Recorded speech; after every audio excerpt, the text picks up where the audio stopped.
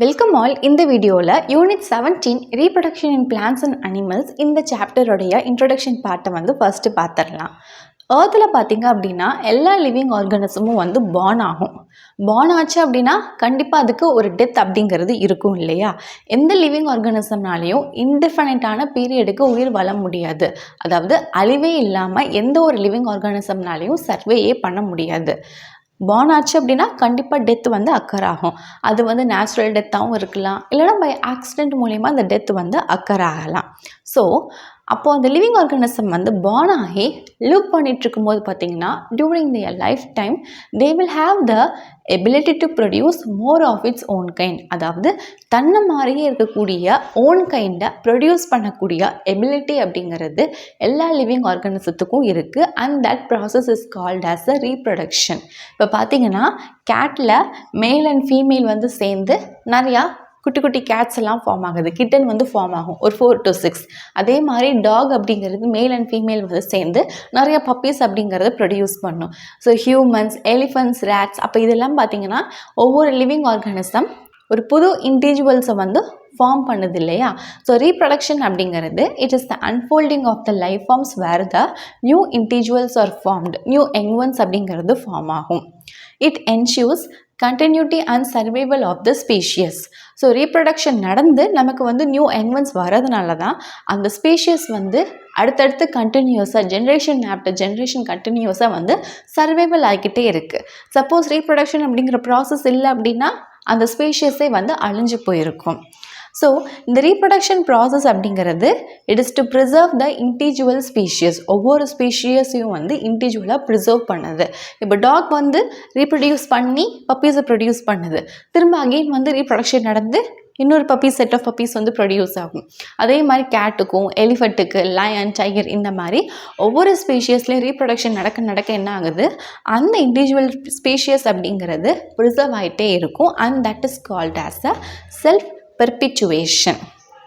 So the time required to reproduce also varies from organism to organism. அதாவது reproduction அப்படிங்கிற அந்த time period ஒவ்வொரு ஆர்கானிசத்துக்கும் டிஃபர் ஆகும். For example yeast, bacteria, rat, cow, elephant and humans இவங்க எல்லாத்துக்குமே ஒரே டைம் பீரியட் இருக்காது. ஒவ்வொருக்கும் வேறு வேறு டைம் பீரியட் எடுத்துக்கும் டு ரீப்ரொடியூஸ்.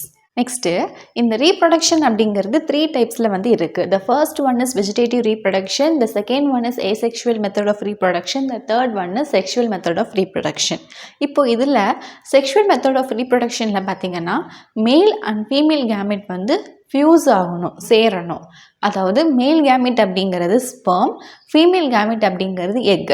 இந்த ரெண்டும் யுனைட் ஆகும்போது ஃபியூஸ் ஆகும்போது தான் நமக்கு ஜைகோட் ஃபார்மேஷன் மூலமாக அடுத்தடுத்து ப்ராசஸ் நடந்து நமக்கு ஆஃப்ஸ்ப்ரிங் அப்படிங்கிறது ப்ரொடியூஸ் ஆகுது.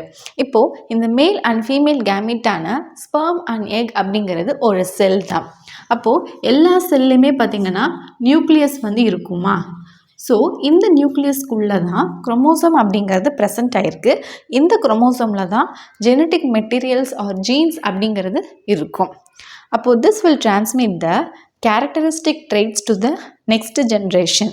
அதாவது பேரண்ட்ஸ்கிட்ட இருக்கக்கூடிய அந்த கேரக்டரிஸ்டிக் ட்ரெய்ட்ஸ் அப்படிங்கிறது அடுத்த ஜென்ரேஷனான ஆஃப்ஸ்ப்ரிங்க்கு இது மூலியமாக தான், இந்த குரோமோசோமில் இருக்கக்கூடிய ஜீன்ஸ் மூலயமா தான் டிரான்ஸ்மிட் ஆகுது. ஸோ மதர் மாதிரியே பேசுகிறாங்க, இருக்கிறாங்க, ஃபாதர் மாதிரியே நோஸ் இருக்குது, இயர்ஸ் இருக்குதுன்னு சொல்லுவாங்க இல்லையா? ஸோ இந்த மாதிரி கேரக்டரிஸ்டிக்ஸ் ட்ரெய்ட்ஸ்லாம் இப்படி தான் டிரான்ஸ்மிட் ஆகுது. நெக்ஸ்ட்டு இப்போ தான் நம்ம ரீப்ரொடக்ஷனில் 3 டைப்ஸ் இருக்கிறத பார்த்துருந்தோம். அதில் ஒன் ஆஃப் த டைப்பான வெஜிடேட்டிவ் மெத்தட் ஆஃப் ரீப்ரொடக்ஷனை பற்றி பார்க்கலாம். இந்த மெத்தடில் பார்த்தீங்க அப்படின்னா பிளான்ட்டோடைய வெஜிடேட்டிவ் ஆர் சொமாட்டிக் செல், அப்படி இல்லைனா பட்ஸ் இல்லைனா ஆர்கன் ஆஃப் த பிளான்ட்லேருந்து நியூ பிளான்ட்லெட்ஸ் ஃபார்ம் ஆகும். அதாவது vegetative part of the plant அப்படிங்கிறப்போ அந்த பிளான்ட்டோட root or stem or otherwise leaf இல்லைனா பட். ஸோ இந்த இடத்துலேருந்து பார்த்திங்கன்னா நியூ பிளான்ட்லெட்ஸ் ஃபார்ம் ஆன அந்த நியூ பிளான்ட்லெட்ஸ் அப்படிங்கிறது பேரண்ட்டோட பாடியிலேருந்து டிட்டாச் ஆகும், தனியாக செப்பரேட் ஆகி அது ஒரு இண்டிபெண்ட் டாட்டர் பிளான்ட்டாக க்ரோ ஆகும். ஸோ அப்படி க்ரோ ஆகக்கூடிய டாட்டர் பிளான்ட்டில் என்ன டைப் ஆஃப் செல் டிவிஷன் நடக்கும்னா only mitotic type of cell division தான் நடக்கும். There will be no meiotic cell division. ஏன் அப்படின்னா அங்கே கேமெட்டிக் ஃபியூஷனே கிடையாது. மேல் அண்ட் ஃபீமேல் அப்படிங்கிற பேச்சுக்கே இடமே கிடையாது. ஒரு பேரண்ட் பிளான்ட் தான் இருக்குது. அப்போ அந்த பேரண்ட் பிளான்ட்டில் ஃபார்ம் ஆகக்கூடிய நியூ பிளான்ட்லெட்ஸ் அப்படிங்கிறது டிட்டாச் மட்டும்தான் ஆகுது. அதனால இங்கே வந்து மைட்டாட்டிக் டிவிஷன் மட்டும்தான் நடக்குது. அண்ட் ஃபார்ம் ஆகிருக்கக்கூடிய அந்த டாட்டர் பிளான்ட் இருக்கு இல்லையா, that daughter plant will be genetically similar to the parent plant.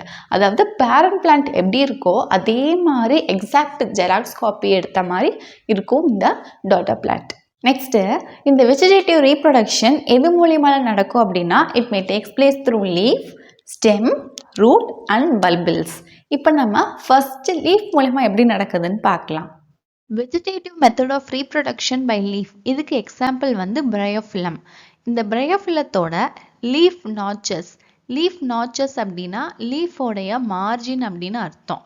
So லீஃபோட மார்ஜினில் சின்ன சின்ன குட்டி ஸ்மால் பிளான்ட்ஸ் வந்து க்ரோ ஆகும். இங்கே பார்த்தீங்கன்னா இங்கே ஒரு குட்டி பிளான்ட் வந்து லீஃபோட மார்ஜினில் க்ரோ ஆகிருக்கு.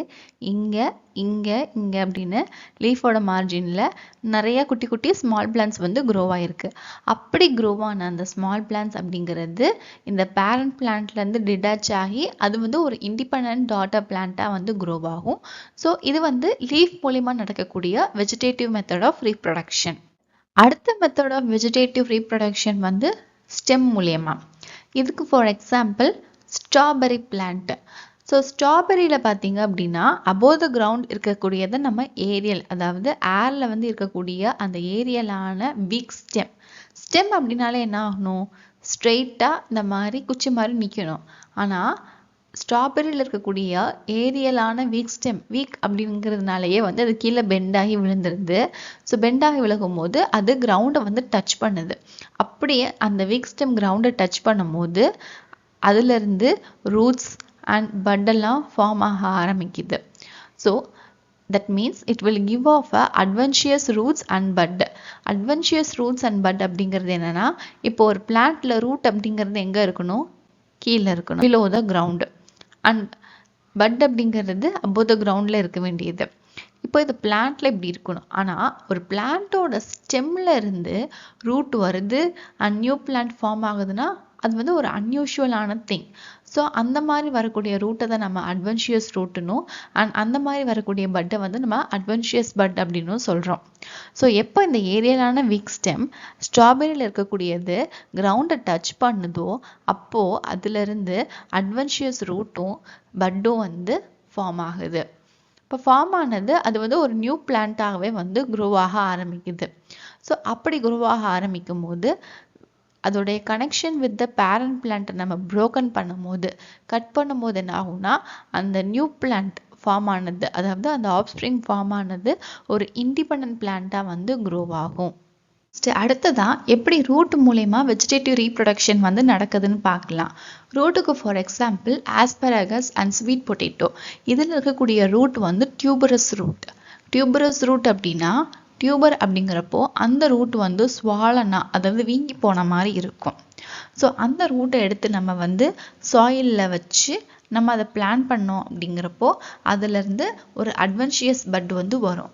பட் அப்படிங்கிறப்போ above the ground வந்து இருக்கக்கூடியது, which is a vegetative part of a plant. ஆனால் இங்கே பட் அப்படிங்கிறது இந்த டியூபரஸ் ரூட்ல இருந்து டெவலப் ஆகி வர்றதுனால, அதாவது அன்யூஷுவலான இடத்துல இந்த பட் வர்றதுனால we call this bud as a adventitious bud. So இந்த பட் அப்படி நம்ம வந்து க்ரோ பண்ண அலோவ் பண்ணோம்னா அது வந்து ஒரு நியூ ஷூட்டாகவே வந்து ஃபார்ம் ஆகி தென் அது வந்து ஒரு பிளான்ட்டாக grow ஆகும்.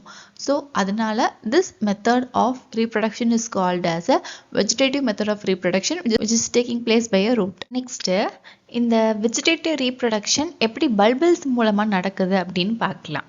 அதாவது ஃபார் எக்ஸாம்பிள் அகேவ் பிளான்ட் எடுத்துக்கோங்க. இந்த பிளான்ட் தான் வந்து அகேவ் பிளான்ட். ஸோ இந்த பிளான்ட் அந்த மாதிரி இருக்கக்கூடிய சில பிளான்ட்ஸில் ஃப்ளவரோடைய பட் அப்படிங்கிறது மாடிஃபை ஆகி அது வந்து ஒரு குளோபோஸா, அதாவது ஒரு குளோப் லைக் ஸ்ட்ரக்சராக வந்து மாறுது, which is called as a bulbils. அப்போது இந்த பல்பிள்ஸை ஃபார்ம் ஆன அந்த ஃப்ளவர் பட் கிரவுண்டில் வந்து ஃபால் ஆகும் போது அது வந்து ஒரு நியூ பிளான்ட்டாக வந்து க்ரோ ஆகுது. ஸோ இப்படி தான் பல்பிள்ஸ் மூலமாக வெஜிடேட்டிவ் மெத்தட் ஆஃப் ரீப்ரொடக்ஷன் அப்படிங்கிறது. நெக்ஸ்ட்டு இந்த வெஜிடேட்டிவ் ரீப்ரொடக்ஷன்லேயே வேறு என்னென்ன அதர் டைப்ஸ்லாம் இருக்குன்னா, first one fragmentation, second one fission, third one budding, fourth one regeneration. இப்போ நம்ம இதை ஒவ்வொன்றத்தை பற்றியும் பார்க்கலாம். ஃப்ராக்மெண்டேஷனுக்கு ஃபார் எக்ஸாம்பிள் ஃபிலமெண்டஸ் ஆல்கே. ஆல்கேல ஃபிலமெண்டஸ் ஆல்கே அப்படிங்கிறது என்னென்னா, ஃபிலமெண்ட் அப்படின்னா ஒரு த்ரெட் மாதிரி இருக்கக்கூடிய ஒரு ஆல்கே. ஃபார் எக்ஸாம்பிள் ஸ்பைரோகொயரா, அதாவது இது வந்து த்ரெட் மாதிரி இருக்கக்கூடிய ஃபிலமெண்டஸ் ஆல்கே. அப்போது இதில் என்ன ஆகுதுன்னா, ஃபிலமெண்ட் அப்படிங்கிறது பிரேக் ஆகுது இன்டு மெனி ஃப்ராக்மெண்ட்ஸ். ஃப்ராக்மெண்ட்ஸ் அப்படின்னா நிறைய பீசஸாக அந்த ஃபிலமெண்ட் அப்படிங்கிறது பிரேக் ஆகுது. இங்கே பார்த்தீங்கன்னா அந்த ஃபிலமெண்ட் வந்து ரெண்டாக வந்து பிரேக் ஆகிருக்கு. இந்த மாதிரி அந்த ஃபிலமெண்ட் பிரேக் ஆகக்கூடியதை தான் we call it as a fragmentation. So fragmentation அப்படிங்கிற அந்த வேர்ட்லேயே வந்து ஃப்ராக்மெண்ட்டாக, அதாவது பீஸாக வந்து பிரேக் ஆகுது அப்படின்னு அர்த்தம். அண்ட் உடஞ்ச ஒவ்வொரு ஃப்ராக்மெண்ட்டும், ஈச் ஃப்ராக்மெண்ட் பார்த்தீங்கன்னா அதில் வந்து அட்லீஸ்ட் ஒன் செல்லாச்சும் இருக்கும். So that will give rise to a new filament algae by a cell division. For example spirogyra. Next அடுத்த டைப் வந்து ஃபிஷன். ஸோ ஃபிஷனுக்கு ஃபார் எக்ஸாம்பிள் அமீபா. நம்ம ஃபிசிக்ஸில் நியூக்ளியர் ஃபிஷன், நியூக்ளியர் ஃபியூஷன் இதெல்லாம் படிச்சிருக்கோம் இல்லையா? ஸோ ஃபிஷன்னா என்னது? பிரிகிறது. ஃபியூஷன் அப்படின்னா ஒன்றா சேர்றது அப்படின்னு அர்த்தம். ஸோ அமீபாவில் பார்த்தீங்க அப்படின்னா பேரண்ட்டோடைய செல் அப்படிங்கிறது டிவைட் ஆகுது இன்டு அ 2 டாட்டர் செல். அதாவது ஒரு செல் அப்படிங்கிறது பிரிஞ்சு 2 டாட்டர் செல்லாக வந்து ஃபார்ம் ஆகுது. அண்ட் ஒவ்வொரு செல்லுமே they will develop into a new adult organism. இப்போ இங்கே பார்த்தீங்கன்னா ஒரு அமீபா அப்படிங்கிறது இருக்குது. அமீபாவுக்கு வந்து நியூக்ளியஸ் அண்ட் சைட்டோபிளாசம் வந்து கொடுத்துருக்காங்க. இது என்ன ஆகுதுன்னா, ஒரு செல் அப்படிங்கிறது டிவைட் ஆக ஆரம்பிச்சு அண்ட் 2 செல்லாக வந்து ஃபார்ம் ஆகுது. அண்ட் 2 செல்லுமே வந்து ஒரு நியூ அடல்ட் ஆர்கானிசமாக வந்து ஃபார்ம் ஆயிருக்கு, which is a daughter cell. Next budding பற்றி பார்க்கலாம். Budding for example yeast. So ஒரு ஈஸ்ட் செல்லில் பட் அப்படிங்கிறது டெவலப் ஆகி அது ஒரு நியூ பட்டாக ஃபார்ம் ஆகுது. ஸோ அந்த நியூ பட்லேருந்து அடுத்தடுத்து செயின் ஆஃப் பட் அப்படிங்கிறது வந்திருக்கு. அண்ட் ஒவ்வொன்றுமே வந்து டிட்டாச் ஆகி ஒரு நியூ இண்டிவிஜுவல் ஆர்கானிசமாக வந்து டெவலப் ஆகும். ஸோ பட்டிங்கிறது என்ன அப்படின்னா, there will be a formation of a daughter individual from a small projection. அதாவது அந்த பட்ல இருந்து தான் டாட்டர் இண்டிவிஜுவல் அப்படிங்கிறது ஃபார்ம் ஆகுது. அது எதுலேருந்து அரைஸ் ஆகி வருதுன்னா பேரண்டோட பாடியிலேருந்து. இப்போ இங்கே பார்த்தீங்கன்னா ஒரு ஈஸ்ட் செல் வந்து இருக்குது, விச் இஸ் அ பேரண்ட் பாடி. அப்போது இதிலிருந்து ஒரு ஸ்மால் ப்ரொஜெக்ஷனாக பட் அப்படிங்கிறது டெவலப் ஆகி வருது. ஸோ வந்தது என்ன ஆகுது, இதுலேருந்து டிட்டாச் ஆகி ஒரு நியூ டாட்டர் இண்டிவிஜுவலாக வந்து ஃபார்ம் ஆகும். இந்த இடத்துல வந்து ஒரு பட் மேலே இன்னொரு பட் சேர்ந்து ஒரு செயின் ஆஃப் பட் அப்படிங்கிறது ஃபார்ம் ஆயிருக்கு. ஸோ பட்டிங் அப்படிங்கிறது ஈஸ்டில் வந்து நடக்கும். நெக்ஸ்ட்டு லாஸ்ட் மெத்தட் வந்து ரீஜெனரேஷன்.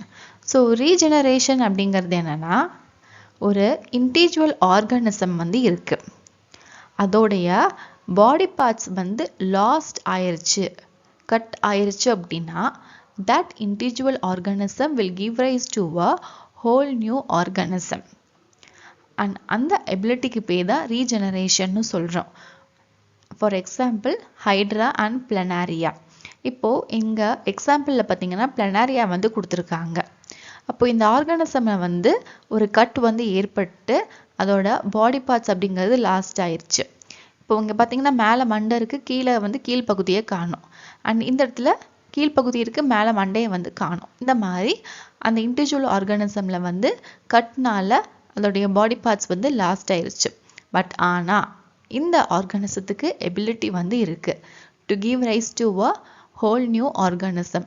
ஸோ மேலே மண்டை மட்டும் தான் இருக்குது அப்படின்னா கீழே கொஞ்சம் கொஞ்சமாக டெவலப் ஆகி ஒரு ஹோல் நியூ ஆர்கானிசமாக ஃபார்ம் ஆயிடுச்சு. அண்ட் கீழ்ப்பகுதி மட்டும்தான் இருக்குது அப்படின்னா கொஞ்சம் கொஞ்சமாக மேலே வந்து மண்டை டெவலப் ஆகி ஒரு ஹோல் நியூ ஆர்கானிசம் அப்படிங்கிறது ஃபார்ம் ஆயிடுச்சு.